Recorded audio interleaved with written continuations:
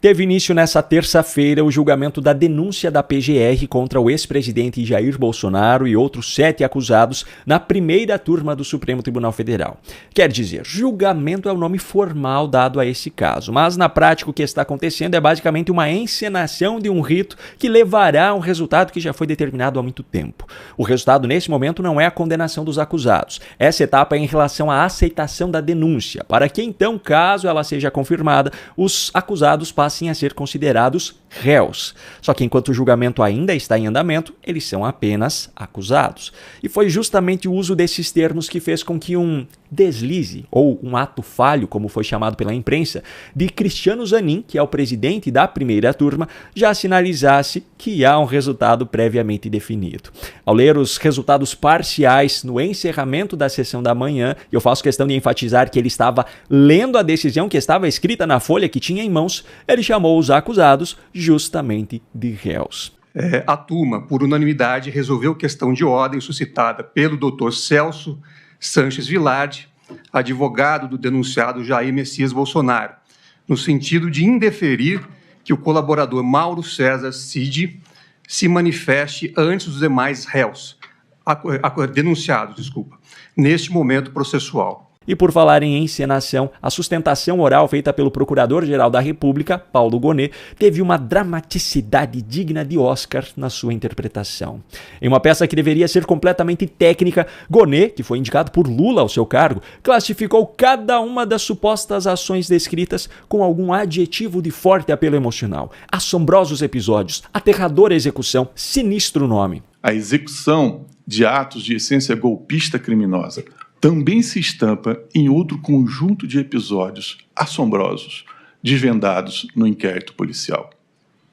As investigações revelaram a aterradora operação de execução do golpe, seguindo o plano que recebeu o sinistro nome, Punhal Verde-Amarelo.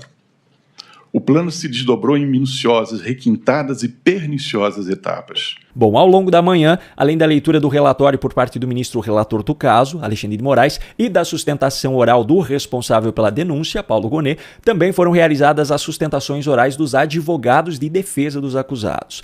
Eu, particularmente, não senti muita confiança nas sustentações feitas pela maioria dos advogados que fizeram uso do microfone. Não sei como foram as defesas por escrito, mas na argumentação oral, na minha visão, que fique claro, o resultado poderia ter sido melhor.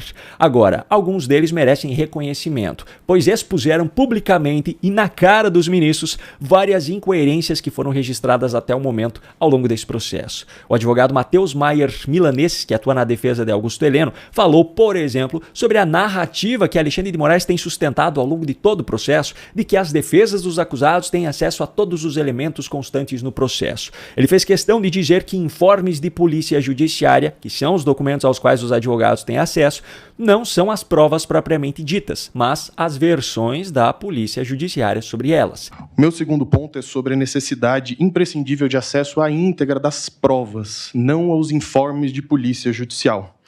Vejamos rapidamente pela PET 12.100 que há pelo menos 13 termos de apreensão com inúmeros pendrives, telefones, documentos, agendas, o que quiser chamar. Vejamos que desses documentos, o que nós temos nos autos? O que são trazidos aos autos para apreciação, tanto da ilustre Procuradoria-Geral da República, quanto pelas defesas? Informes de polícia judicial. Com todas as mais forçosas vênias, mas informes de polícia judiciária são análises subjetivas da autoridade policial sobre a prova. Ah, mas o senhor está levantando que a Polícia Federal está forjando provas. Não. Eu estou querendo que a defesa tenha acesso para validar os informes de polícia judicial. A garantia da escorreito processo penal também faz parte da defesa. Como há de se defender com base na opinião da autoridade policial? A forma da opinião delicti da Procuradoria-Geral da República foi feita em cima da opinião com todas as vênias da autoridade policial. O advogado do ex-presidente Jair Bolsonaro, Celso Vilardi, também utilizou como um dos seus argumentos a falta de acesso à íntegra das provas. Eu reconheço, ministro Alexandre de Moraes, Vossa Excelência despachou comigo no Salão Branco, e é verdade o que Vossa Excelência coloca, que todos os elementos da denúncia, citados na denúncia e no relatório da Polícia Federal, estão nos autos. O que não está na denúncia é a completude da mídia. Como disse o meu colega que me antecedeu, seria absolutamente imprescindível verificar as demais mensagens que foram passadas naquele dia. As outras mensagens que foram passadas pelo WhatsApp. Os outros documentos que estão na mídia. É essa a reclamação da defesa. O que nós temos, e temos tudo que a denúncia citou e tudo que o relatório da Polícia Federal citou, mas esse é o recorte da acusação. Com todo respeito, a defesa tem direito a fazer o seu próprio recorte. E por falar em Bolsonaro, o ex-presidente compareceu ao julgamento e sentou-se ao lado do seu advogado, na primeira fileira de cadeiras, ficando cara a cara com Alexandre de Moraes durante a íntegra das sessões.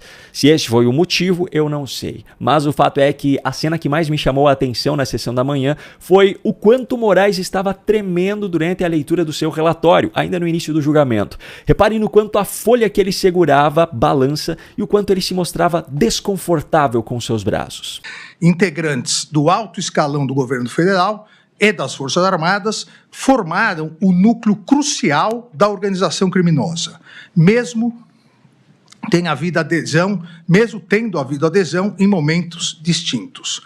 Deles partiram as principais decisões e ações de impacto social que serão narradas nessa denúncia, e se estendeu até janeiro de 2023. As práticas da organização caracterizaram-se por uma série de atos dolosos ordenadas à abolição do Estado Democrático de Direito e à deposição do governo legitimamente eleito. Uma coisa é certa, o corpo fala. A questão é, o que o corpo de Alexandre de Moraes estava sinalizando com esse comportamento? Me conta aqui nos comentários qual é a sua opinião. Bom, outro fato que chamou a atenção ainda no início da sessão da manhã foi a confusão que aconteceu na porta da sala onde o julgamento estava sendo realizado. O conhecido desembargador Sebastião Coelho, que é advogado de Felipe Martins, um dos acusados pela PGR, mas não desse núcleo que estava sendo julgado hoje, foi impedido de entrar para assistir ao julgamento. Estou aqui na porta da turma onde começou o julgamento. Sou Sebastião Coelho, advogado de Felipe Martins. Tem lugares dentro do plenário e estou sendo impedido de entrar. É a minha imagem, amigo. Mas o resultado foi que Sebastião Coelho foi detido por um suposto desacato e supostas ofensas ao tribunal. Enfim, na sessão da tarde, os ministros começaram a votar sobre várias preliminares apresentadas pela defesa e para falar sobre isso da forma mais resumida possível, eu separei aqui alguns trechos para que você veja o nível dos argumentos utilizados por Alexandre de Moraes para os seus votos. Sobre a contestação da competência do Supremo Tribunal Federal, em especial da primeira turma, para julgar essa denúncia, Moraes utilizou como base decisões anteriores que foram tomadas pelo próprio Supremo Tribunal Federal. É como se um jogador de futebol caísse na área e ele mesmo tivesse autoridade para marcar o pênalti. Primeiro, em relação à competência do Supremo Tribunal Federal. Essa matéria já foi pacificada em 1.494 ações. Não, presidente, veja, não é algo novo. Em 1.494 ações, o Supremo Tribunal Federal reafirmou a sua competência para todos os crimes relacionados ao dia 8 de janeiro de 2023. E sabe o que é pior? Ele ainda acha bonito dizer que o próprio Supremo decidiu sobre a própria competência e ainda em quase 1.500 ações relacionadas ao 8 de janeiro, o que só deixa ainda mais claro que as decisões relacionadas a esse episódio têm sido tomadas de baseada, sem individualização das condutas.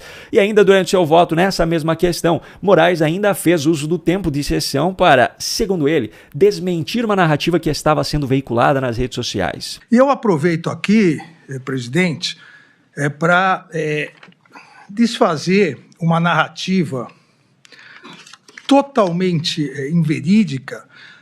Até um dos nobres advogados disse uma questão de terraplanismo.